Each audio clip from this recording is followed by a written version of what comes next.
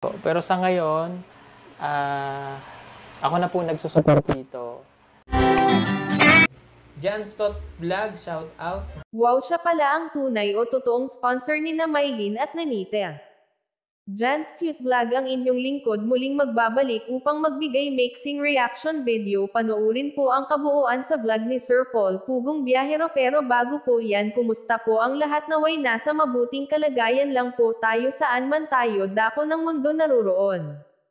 Napagkaalaman natin na ang mga sponsor ng dalawa sina Mylene at Nanita ay wala na, tapos na sila sa dalawa dahil wala na daw sila umanong paramdam kay Sir Paul. Subalit nagpapasalamat pa rin ang naturang charity vlogger sa almost 2 years na pagpapaaral sa dalawa sina Mylene at Nanita, at pagkatapos na nga po niyan si Sir Paul na pala ang sponsor ng dalawa, kaya maswerte pa rin sila.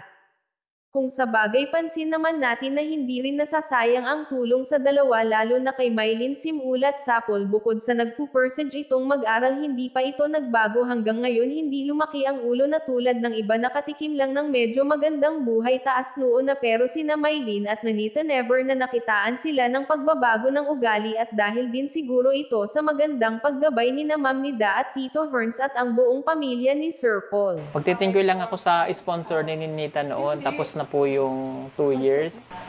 Thank you din po kay Ate Coleman Flay. Marami pong salamat sa pagpapaaral kay Eileen nung Tapos tumulong din si na Ate Len Pat. Salamat po. Pero sa ngayon,